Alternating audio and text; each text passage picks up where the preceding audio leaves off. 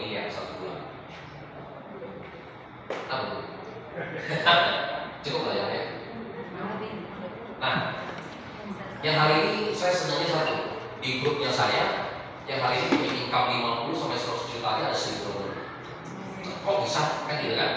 Nah, jadi sebenarnya saya juga dulu nggak pernah berpikir juga apakah saya juga miliaran gitu ya setiap bulan. Nah, pada saat itu saya cuma punya strategi, nanti mungkin saya share ya. Nah, pada saat itu saya cuma mikir semua orang bagaimana dapat 100 juta. Ya kan? Makanya saya keluarkan strategi 3 sampai 6 bulan ya, teman-teman bisa punya income 100 juta konsisten. Nah, setelah kemudian saya bantu Novi dapat 100 juta, Yohanes, Ardian semua dapat 100 juta, otomatis kita masih dibayar lebih. Ya kan, kalau semua di bawah saya 100, nah tak terasa kita dibayar 1 miliar ya. Nah, semakin banyak kita dapat 100, kita dibayar 2 miliar. Kan gitu. Oke. Ibu mau tanya apa? Oke, tadi masalah perkalian. Nah, jadi teman-teman saya kalau di bisnis, di namanya bisnis, saya tidak pernah merendahkan pekerjaan apapun juga ya. Saya selalu bilang semua pekerjaan, semua profesi intinya bagus, semua bagus. Tapi ada tapinya. Tapi setiap profesi, setiap pekerjaan kita harus tahu ujungnya atau garis finishnya sampai di mana.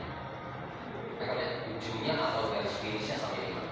Nah, saya kasih contoh misalnya ini. Saya belajar ini juga dari satu anak muda dari Malaysia, ya. Waktu tahun 98 krisis kalau saya kan, bapaknya bangkrut, dia punya 5 saudara. Nah, ini yang paling kecil. Ya, saya kenal beliau waktu di tahun 2004. Nah, jadi anak ini pingin kaya raya. Nah, sehingga dia bilang kalau saya pingin kaya raya, saya harus kuliah akunting. Karena kalau saya udah kaya, kalau saya nggak ngerti akunting, nanti saya bikin orang. Jadi singkat cerita anak ini kuliah akunting. Kalau tak pintar, berarti kan umlot ya. Umlot, lulus, kerja lagi di perusahaan akuntan. Nah, begitu dia kerja di perusahaan akuntan, baru kerja berapa tahun aja, 2 tahun, 3 tahun. Bosnya senang, karena anaknya pintar kan. Nah, bosnya bilang, oke, bisa contohnya pakai nama gue ya. Oke, gue bentar lagi mau diangkat jadi accounting manager, menggantikan yang senior ini. Karena yang senior ini bentar lagi sudah mau pensiun. Senang nggak kalau kita bekerja 2-3 tahun mau diangkat jadi accounting manager? Senang dong. Nah, tapi anak muda ini beda. Anak muda ini begitu dia pulang kerja, nah dia ikutin accounting managernya, turun ke bawah, ya dia turun ke bawah accounting managernya, pakai mobil. Nah, kalau zaman itu 2004, berarti kan sekitar 21 tahun yang lalu ya. Nah, di Malaysia masih rata-rata pakai Proton, dan mobil nasional Malaysia adalah Proton. Nah, ternyata mobil Protonnya juga nggak baru-baru banget. Oke, yang pertama ya, jadi mobilnya juga nggak baru-baru banget. Oke, apa-apa lagi ikutin lagi accounting managernya ke rumahnya, ternyata rumahnya biasa-biasa aja. Nah, besoknya dia langsung kasih surat apa? Pengunduran diri, resign. Pengunduran diri kasih ke bosnya. Nah, bosnya bilang, nah kenapa mau resign? Kenapa mau resign? Kan bentar lagi mau diangkat. Dia jadi accounting manager. Boynya bilang apa? Boynya bilang, saya tidak mau seperti dia. Supaya kita udah tahu kalau kita dikerja di perusahaan ini, benar ya? Kita kerja di perusahaan ini sampai kemudian saya pensiun juga, hidup ya kan benar? Kehidupan saya tidak akan jauh berbeda sama manajer, benar? Cuma kan kadang kita kan nggak mau lihat. Sebenarnya benar, kita kerja di perusahaan ini, gitu kan? Misalnya accounting, mending kalau kita bisa jadi accounting manager. Padahal kalau karyawannya 10 orang, 20 orang, kita harus selesai sama 20 orang itu. Kan 1 orang itu jadi accounting manager, ya? Nah, jadi sebenarnya bisa bilang, jadi kalau ujungnya sampai di mana, tinggal kita lihat yang paling senior di perusahaan ini dengan jabatan yang sama, udah kehidupannya seperti apa. Malah sekarang akan terjadi penurunan. Orang dulu kalau punya uang 1 miliar ya di Banjarmasin, Anda udah dapat rumah besar, udah punya rumah, ada halamannya, benar kan?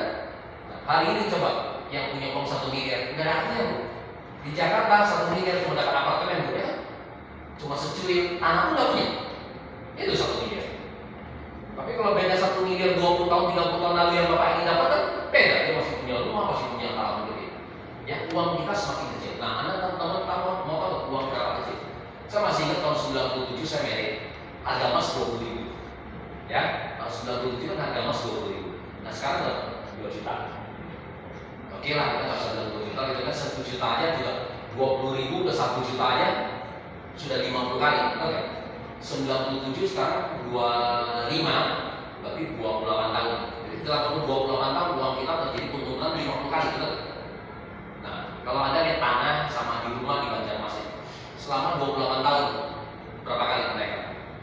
minimal tuh 10 menurut saya. Betul? 10-20 kali kali terjadi kenaikan harga. Betul?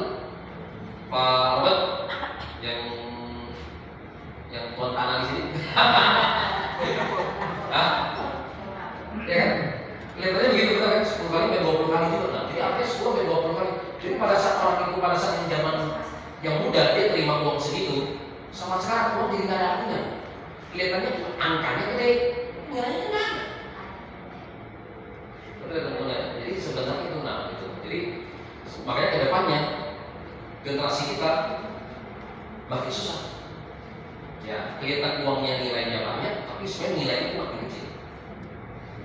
Ya, nah makanya beda sama zaman orang tua kita ya. Orang tua kita harus punya banyak anak, karena dia bilang apa, banyak anak banyak rezeki kan. Nah, sekarang coba anak kita bisa nggak tergantung hidupnya nanti setelah kita tua mau ngurusin kita?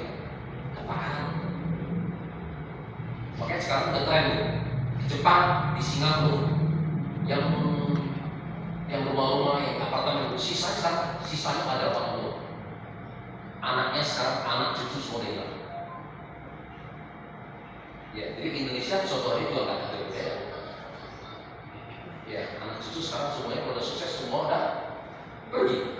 Nggak